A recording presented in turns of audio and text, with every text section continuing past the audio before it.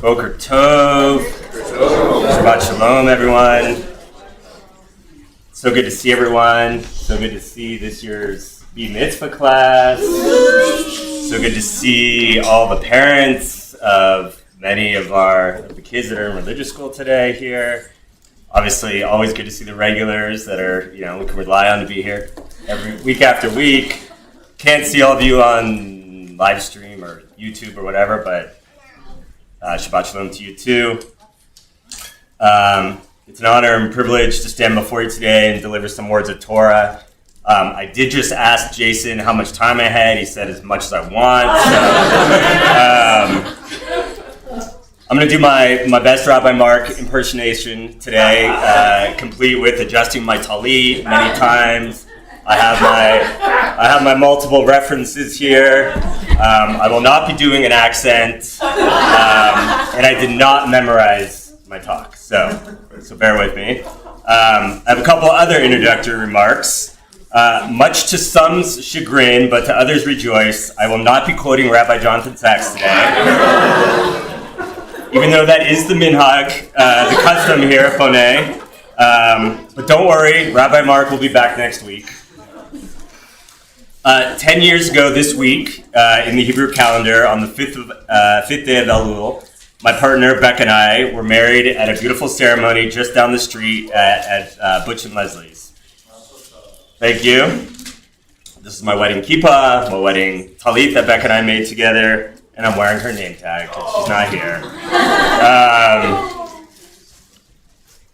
The words I'm going to share with you tonight, I wrote and delivered at the Tish, the pre-wedding Tish at our wedding. So when I was talking to Becca about these words, she's like, I've never heard them, which would make sense because while I was doing my Tish, she was in a women's circle. But I actually think she might be wrong. I do think I shared these words with her at one of our anniversary celebrations. But, regardless. Today is the 11th day of the Jewish month of Elul. As most of you know, the month leading up to Elul is the month leading up to the holiest days in the Jewish calendar, Rosh Hashanah and Yom Kippur. As the last month of the year, Elul is traditionally a time of introspection and stock-taking. For individuals, it's a time to review one's deeds and spiritual progress over the past year. As a society, it's an opportunity to evaluate and assess whether we are collectively creating the type of world we want to live in and leave to our children and grandchildren. Ritually, one of the defining characteristics of Elul is the daily blowing of the shofar, except not on Shabbat. We blow the shofar to stir us from our complacent slumber and inspire us to do the hard work at hand.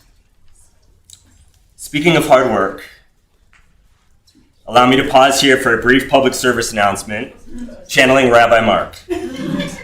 You can't just show up at high holidays and expect a transformational experience to happen. It may.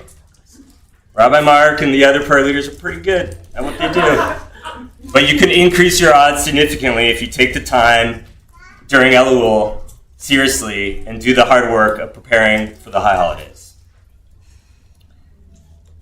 The daily blowing of the shofar is one of the traditions in our house. I just leave this on the coffee table in the living room, and everyone takes turns throughout the day when they want. You can imagine how that goes. So as we know, this week's Torah portion is Parshat Tetzi. It's full of the classic tension of humankind, that between good and evil. The Parsha is framed by violence. It begins with the words, when you go to war against your enemies, and ends with a commandment to remember the cowardly brutality of Amalek, who attacked the tired and exhausted Israelite people as they began their desert trek from slavery out of Egypt. Trek out of Egypt from slavery. Fortunately, in this Parsha, as in life, a countervailing thread challenging the violence wends through the Parsha. I have not verified this for myself, but according to the great Jewish scholar Maimonides, there are 72 mitzvot, or commandments, illuminated in this Parsha, more than any other portion in the Torah. Here is one example. If you chance upon a bird's nest along the way, in any tree or on the ground, whether it contains young birds or eggs, and the mother is sitting upon the young birds or upon the eggs, you shall not take the mother bird together with her children. You shall surely send away the mother, and only then may you take the young for yourself, that it may go well for you, and you may prolong your days. A great teacher of mine from when Becca and I lived together in Boston, Rabbi Victor Reinstein, teaches that Torah is not intended to be interpreted literally or as history. Instead, is it intended to be a guide about the ways of human nature and the world. He taught that every time we engage with the text, we must ask ourselves, what does this mean in terms of how I'm supposed to live my life today? The practical implication of the precept of sending away the mother bird is clear, to me at least. It is intended to cultivate empathy for the plight of the other. In this case, animals, and creating empathy for animals will lead to empathy for fellow human beings. In his More Nevuchim, the Guide for the Perplexed, Maimonides points to the kindness that is to be shown to animals and says, all the more so concerning human beings.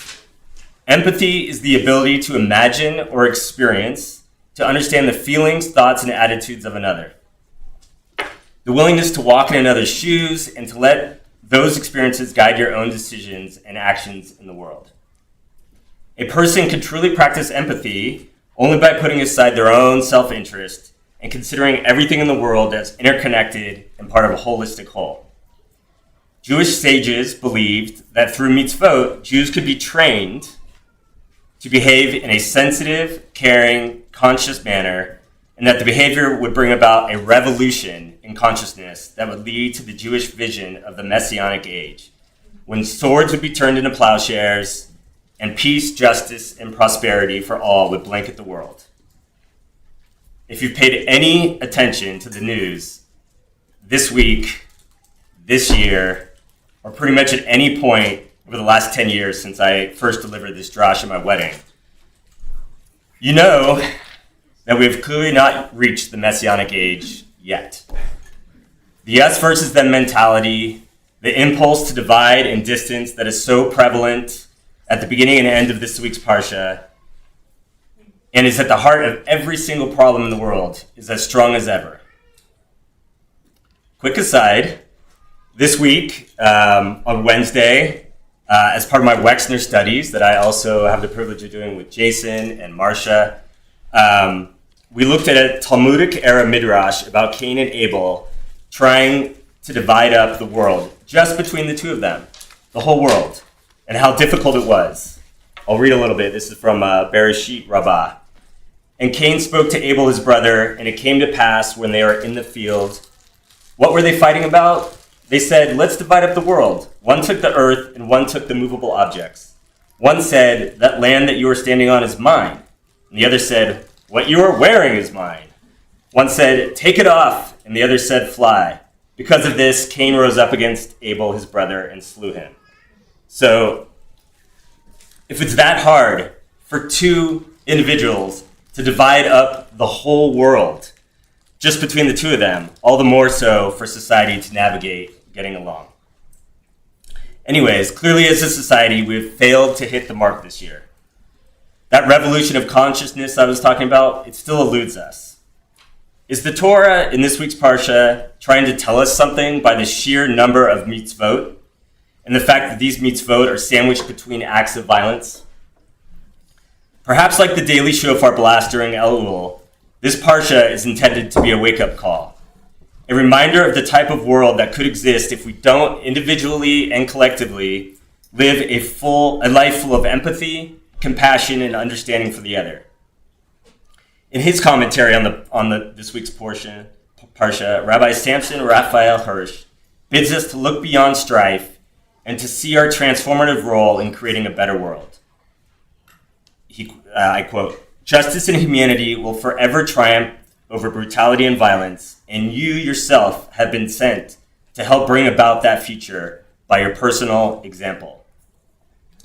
In other words, as Gandhi famously said, be the change you want to see in the world.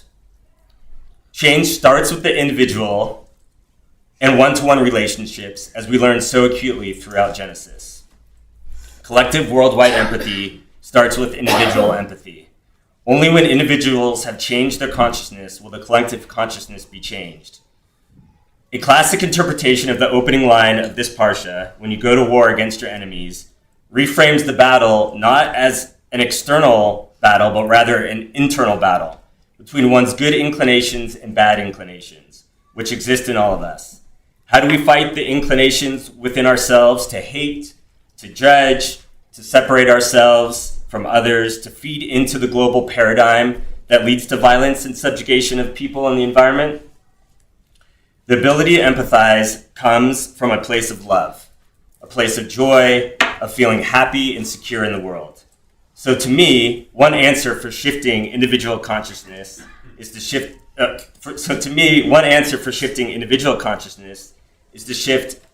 global consciousness is to create environments where people can be seen, they can contribute, like Sarah did so beautifully earlier, where people can feel purpose, they can feel love, joy, and happiness. To create environments of community joy, of community celebration, and happiness. To deny others these moments only creates contempt, hostility, and hatred. To enable these moments, to participate in these moments, brings joy and healing to the world. In the words of another great inspirational figure in my life, Dr. Martin Luther King Jr., darkness cannot drive out darkness, only light can do that. Hate cannot drive out hate, only love can do that. The Kabbalists famously talk about finding and releasing the light in the broken shards, of our world. So let's fill this first Shabbat School Shabbat of the year with an abundance of light, of joy and happiness. Let's celebrate togetherness and community. Let's gather next Shabbat and do it all over again for Leo Sandler's bar mitzvah. Another PSA, get here early if you want a seat. Let's recommit today to foster empathy, compassion, and understanding, and to do the work to make it grow and flourish in our lives and in this world. Shabbat Shalom.